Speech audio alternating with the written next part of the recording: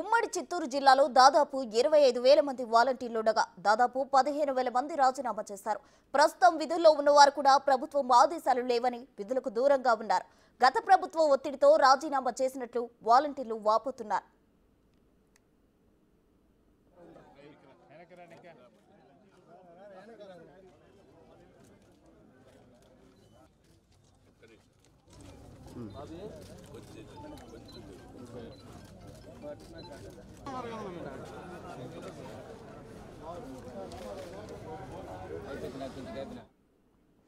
ఉమ్మడి చిత్తూరు జిల్లాలో దాదాపు 25,000 మంది వాలంటీర్లు ఉండగా దాదాపు 15,000 మంది రాజీనామా చేశారు. ప్రస్తుతం విధుల్లో ఉన్నవారు కూడా ప్రభుత్వం ఆదేశాలు లేవని విధులకు దూరంగా ఉన్నారు. గత ప్రభుత్వ ఒత్తిడితో రాజీనామా చేసినట్లు వాలంటీర్లు వాపోతున్నారు.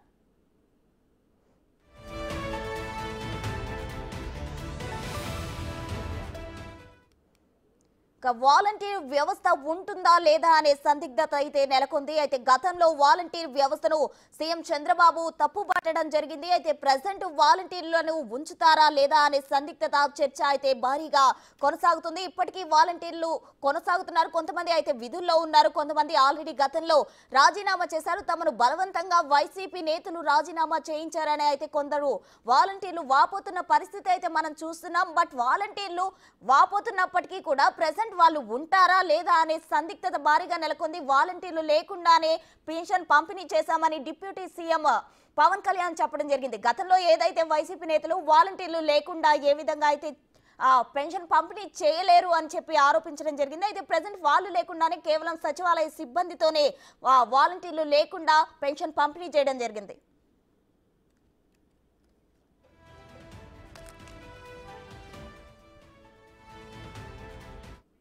మరిన్ని వివరాలు మా ప్రతినిధి దామోదర్ అందిస్తారు. దామోదర్, చెప్పండి. ఉమ్మడి చిత్తూరు జిల్లాలో అయితే దాదాపు 25,000 మంది వాలంటీర్లు ఉన్నారు. వారిలో కొందరు రాజీనామా చేశారు, కొందరు విధుల్లో ఉన్నప్పటికీ కూడా దూరంగా ఉంటున్నారు. ఏంటి అక్కడ ఎలా ఉంది పరిస్థితి?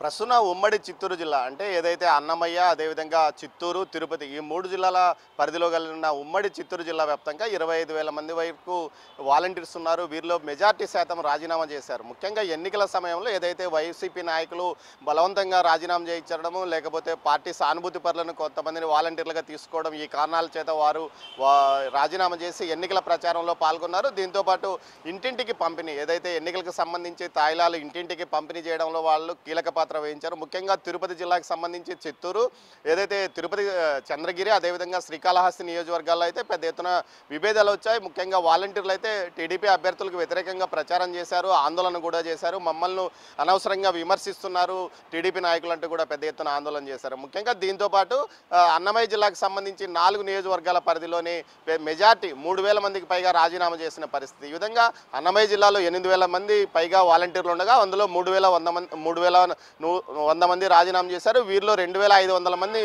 ఏదైతే ఈ అన్నమయ్య జిల్లాలోని మదనపల్లి, అదేవిధంగా పుంగనూరు, పీలేరు, తంబలపల్లి నియోజకవర్గాలకు సంబంధించిన వారు ఉన్నారు. దీంతోపాటు ఇటు తిరుపతి జిల్లాకు సంబంధించి ఎక్కువగా ఏదైతే చంద్రగిరి, శ్రీకాళహస్తి, నగర్లో కొంత పార్టీ, అదేవిధంగా సత్యవేడు, గూడూరు నియోజకవర్గాల్లో పెద్ద ఎత్తున రాజీనామా చేసి వైకాపాకు అనుకూలంగా పనిచేసిన పరిస్థితి. దీంతోపాటు తిరుపతి నగరంలో మాత్రం 2,500 మంది పైగా వాలంటీర్లు ఉండగా కేవలం 110 మంది మాత్రమే రాజీనామా చేశారు. ముఖ్యంగా మొత్తం మీద గతంలో రాజీనామా చేసిన వారు పార్టీ కార్యక్రమాల్లో పాల్గొన్నారు. అయితే వీరంతా తరువాత ఏదైతే ప్రభుత్వం మారింది, టీడీపీ 10,000 రూపాయలు వేతనం ఇస్తానంటూ ఎన్నికల ప్రచారంలో అధినేత చెప్పడంతో పాటు వీరంతా తమను బలవంతంగా రాజీనామా చేయించారు.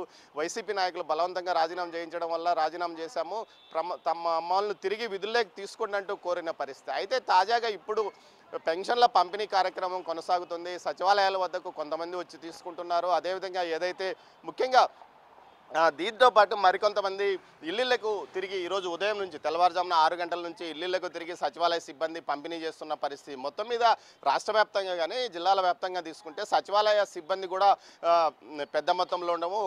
ఒక సచివాలయానికి సంబంధించి 25 మంది వరకు సిబ్బంది ఉండడం వల్ల వీరిని ఏదైతే ఒక్కొక్కరికి 50 పెన్షన్లు పంచుకొని వారు పంపిణీ చేస్తున్న పరిస్థితి కూడా కొనసాగుతుంది. మొత్తం మీద అయితే వాలంటీర్లు లేకుండా కూడా సమర్థవంతంగా పెన్షన్లు పంపిణీ చేస్తున్నామంటూ కూడా అధికార పార్టీ తెలియజెప్పడమే దీనికి ఉదాహరణ. మొత్తం మీద వాలంటీర్లను తీసుకుంటారు కానీ ఇప్పట్లో తీసుకోరు. పూర్తి స్థాయిలో అప్పట్లో కేవలం 50 ఇళ్లకు ఒక వాలంటీర్నే పెట్టారు. అయితే ఈసారి ఖచ్చితంగా ఆ వాలంటీర్లు చూసే ఇళ్ల సంఖ్యను కూడా పెంచుతామని కూడా అధికార పార్టీ నుంచి లీకులు వస్తున్నాయి. దీంతోపాటు గతంలో అయితే వైసీపీ సానుభూతి పరులు ఎక్కువగా వాలంటీర్లుగా పనిచేసిన నేపథ్యంలో ఈసారి తెలుగుదేశం పార్టీ సానుభూతి పరులను వాలంటీర్లుగా తీసుకునే అవకాశం ఉంది అంటున్నారు. దీంతోపాటు నిరుద్యోగ భృతికి వాలంటీర్లకు లింక్ కలిపే అవకాశం కూడా ఉందని ఒక ప్రచారం జరుగుతుంది. ముఖ్యంగా 3,000 రూపాయలు నిరుద్యోగ భృతి ఇస్తామంటూ ఎన్నికల వాగ్దానంలో ఏదైతే కూటమి ప్రకటించిన నేపథ్యంలో ఈ సుమారు రాష్ట్ర వ్యాప్తంగా డిగ్రీ చదివిన వారిని వాలంటీర్లుగా తీసుకుని ఈ విధంగా వారికి ఈ ఉపాధి కల్పించడం ద్వారా ఏదైతే నిరుద్యోగ భృతి ఇచ్చే అవకాశాన్ని కూడా ఇది పనిని కూడా తగ్గించుకోవచ్చు కూడా అని ప్రభుత్వం ఆలోచిస్తుంది. మొత్తం మీద వాలంటీర్లను తీసుకోవడానికి మరికొంతకాలం పట్టే అవకాశం ఉందని చెప్తున్నారు. అయితే జనసేన నాయకులు మాత్రం వాలంటీర్ వ్యవస్థను తీవ్రంగా వ్యతిరేకిస్తున్న పరిస్థితి. గతంలో వారు కొన్ని చోట్ల చేసిన అరాచకాలే ఇందుకు కారణమంటూ వారు చెప్తున్నారు. మొత్తం మీద వాలంటీర్ల వ్యవస్థ ఉంటుందా ఉండదా అన్న ప్రశ్న మాత్రం పెద్ద ఎత్తున చర్చ కొనసాగుతుంది. అయితే ఈ ప్రస్తుతానికి మాత్రం తిరుపతిలో వాలంటీర్లు ఎవరు